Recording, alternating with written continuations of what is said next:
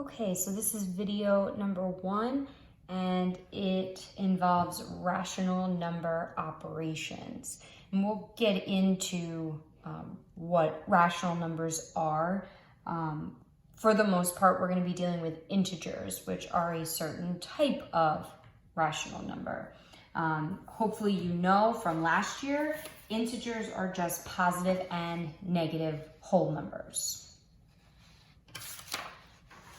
So, you should know how to do this already, right? So this is just as a refresher in case you forgot, or maybe it's just a different way to think about it and it clicks better. If you are very good with adding and subtracting integers, multiplying, dividing integers, I suggest you just continue with the way that you prefer.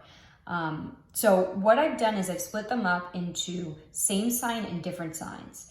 But what you'll notice is you might not see some of them that are on the same sign side and think that they have the same sign. And same thing on the different sign side. So the way that I have separated them is kind of like the first step, is just to really recognize that when you're adding and subtracting, you're really only doing one operation. Adding and subtracting are not really different. Okay.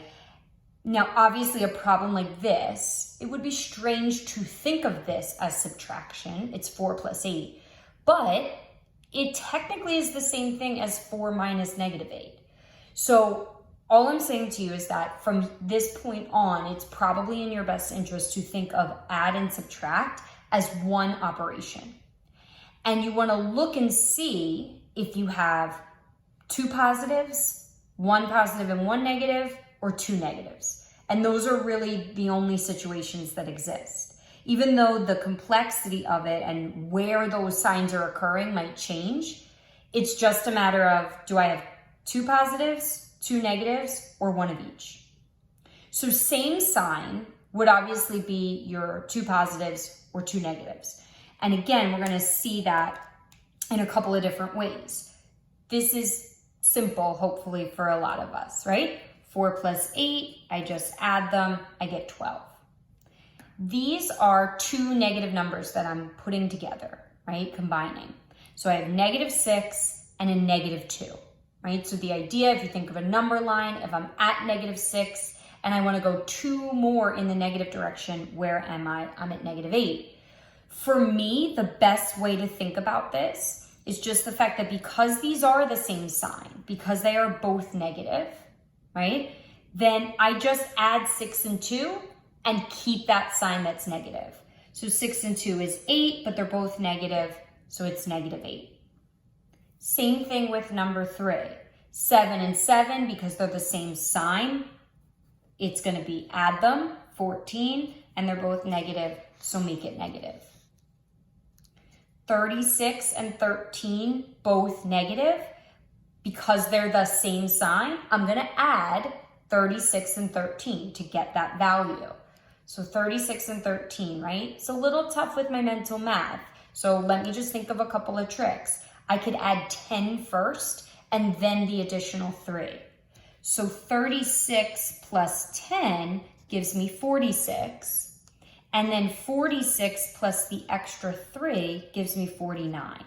So 36 plus 13 is 49. They're both negative, so I put in the negative. Now this one, you might be like, well, that's subtraction. To me, there's no distinction. Addition, subtraction, it's all the same. Are both of the numbers 8 and 12 negative? Yes. So I'm going to actually add 8 and 12. I'm going to get 20. And because they were both negative, I'm going to keep the sign. And I have one more for you for same sign. Now, first, you might say, this is a positive and this is a negative, but I'm subtracting a negative. And subtracting a negative, anytime you see that minus a negative, it's do, right? And it becomes addition. So this is just 33 plus 14. Both positive, so same sign. Again, let's use our little trick from before. First add 10 and I get 43, then add the remaining 4 and I get 47. Both positive, so my result is positive. If your numbers are both positive or both negative, that's when you should think about it like you're adding. Adding and keep the sign. So whatever those numbers are, right? If it's a positive 4 and a positive 8, or a negative 4 and a negative 8, I'm still adding 4 and 8. And my result is then just either a positive 12 or a negative 12, depending on the original signage. Add and keep the sign. Now, if they're different signs, and I'll have you just kind of take a glance at those examples first. A negative 7 and a positive 8, a positive 9 and a negative 4, a negative 6 and a positive 3, a positive 7 and a negative 14, right? Doesn't matter that this is 7 minus 14. I see it as a positive 7 and a negative 14, and that's how you should see it. This is a minus minus, so what do I do? Bloop, bloop. So now this becomes a positive 16 and a negative 5. And I have one last example, another of the positive positive. So this becomes negative and a positive, so different signs. Okay, all of these are different sign problems. One number has a positive in front of it, one number has a negative. Remember, the sign that's in front is that number's signage. Okay, so this 6 has the negative in front, that 6 is negative. It doesn't matter if it looks like a subtraction sign, right? Don't think of it that way. Is it add or subtract? Is it add or subtract? Do they have the same sign or different signs? If they have different signs, you're going to ignore the signs for a moment, and you always do big minus small. So let me walk you through that. Negative 7 and positive 8. One is negative and one is positive, so they are different signs. So in my head, I say big, 8 is bigger than 7. Ignore the signage. What is 8 minus 7? It's 1. But then my second step is which number is bigger. Well, 8, I already decided that. And the 8 had the positive sign, so my answer is positive. So if you have different signs, you subtract the two numbers and take the sign of the larger. So 9 and negative 4. Different signs. The 9 is positive, the 4 is negative. That means I'm going to subtract. I'm going to do big, 9 is bigger than 4, minus 4, and I get 5. 9 is bigger than 4, and that 9 was positive, so my result, my answer is positive. Negative 6 and positive 3. So this one might be the first time where you're like, that's weird, I wouldn't have done it like that. Okay, so you may want to pay attention. This is the time to tune in. Here it comes. I ignore the signage for a second. It's 6 and 3. And I'm going to subtract because one of them was negative and one of them was positive. I always do big minus small. And to determine big minus small, I'm ignoring the signage. It's just about the absolute value. That's something we'll talk about later in the year. It's just about the absolute value of the numbers 6 and 3, which one's bigger. So it's 6 minus 3, my result is 3. But the 6 was bigger, and the 6 has the negative associated with it, so my answer is negative 3. So that might be the first time you hear it that way. That might not be something you're comfortable with. These two are a little easier because 8 minus 7 is kind of just rearranging the terms, which you can do with addition. This is very different because I'm actually writing something very different than what's over here. But that is how I add and subtract integers in my head. You can also think of it like you're on a number line. So I'm at negative 6 and I'm going to add 3. So that means I'm going to move. I'm at negative 6. Positive 3 means 3 to the right. So 1, 2, 3. Where am I? I'm at negative 3. So don't be afraid to use that number line to guide you as well. So again, 7 and 14. One of them's positive. The 7 is positive because there's no signage in front. No signage means positive. and a minus 14. So that means negative 14. That's there. It's like plus a negative. So they're different signs, which means I'm going to subtract 14 minus 7, and I get 7 as my result. But 14, the bigger number, has that negative associated with it, so my result is negative. Remember with this one, we did our bloop bloop, turned it into that plus. So 16 minus 5, right? Big minus small, gives me 11. The bigger number, 16, is positive, so my answer is positive.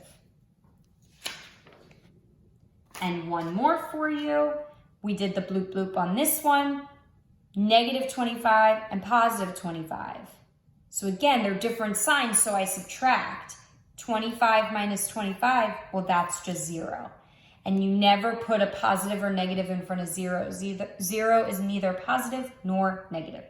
So that's adding and subtracting integers. You should know how to do that. That's just a refresher. Multiplying is probably easier, if I had to guess, right? If you multiply, you just multiply the numbers, and then same sign, the answer's positive, different sign, the answer's negative. So what is 9 times 12? And 12s are kind of a tough one to do. So I'm just trying to lay in a couple of tricks into this as well, things that I do to improve my mental math. Yes, I can grab my calculator, but I should know how to multiply 9 times 12 in my head. If it's a time crunch, I should use my calculator, but I also want to exercise my brain when it's not a time crunch. So I don't know why, but the 12s for me, it always sticks out that 12 times 5 is 60. I don't know why, that benchmark sticks out in my head. So then times 6 would just be an additional 12, so that would put me at 72. Times 7 would put me at 84. Times 8 would put me at 96. So times 9, that must be the 108. You can also do 10 times 12 and then subtract 12, because you don't have 10 12s, you have 9 12s, right? So 10 times 12 would put me at 120. Subtract 12 puts me at 108. Both the 9 and the 12 are positive, so my answer is positive. 5 times 7 is 35. Both the 5 and the 7 are negative, so my result is positive. When you multiply, same sign gives you a positive answer.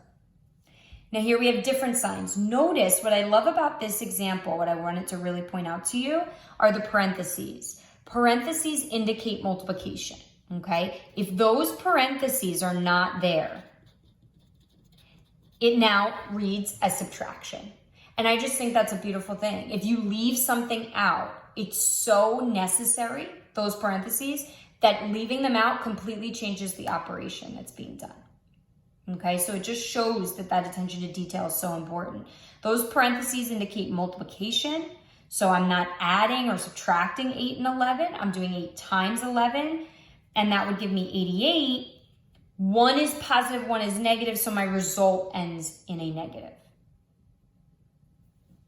A good way to think about positive and negative when you're multiplying is how many negatives do I see in the problem? And if I see an even number, like in number 2, there were 2 negatives, then my result is positive. So if I had 2 negatives in my problem, 4 negatives in my problem, 6 negatives in my problem, then my result is a positive. But if I have an odd number of negatives, 1 negative in my problem, 3 negatives in my problem, 5 negatives, then my result is negative. I put this one on here just to kind of throw in something extra. Not sure if you remember exponents, but what exponents mean is repeated multiplication, right? So if I square negative 9, that means that I'm doing negative 9 times negative 9. So negative 9 times negative 9, 81, positive because I have the 2 negatives. Dividing is very similar, right? So it's all about the number of negatives. These are both positive, so my result is obviously going to be positive. For number 2, my result, because I have a negative over a negative, they cancel each other out, and sometimes I'll do that to help visualize, and it kind of looks like a plus. But notice on number 3, only one of them is negative, so I can't do that, so my answer is going to be negative.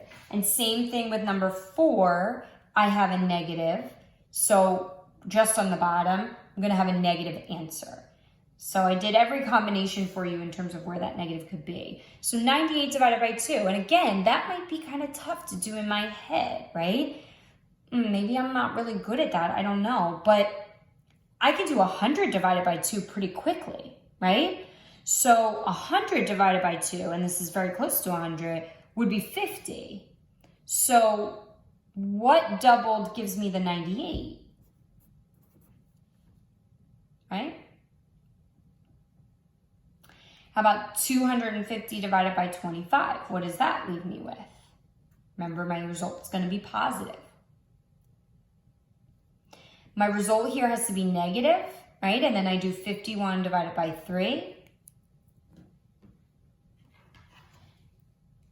And for number 4, my result has to be negative because I'm doing a positive divided by a negative. So negative result on number 4.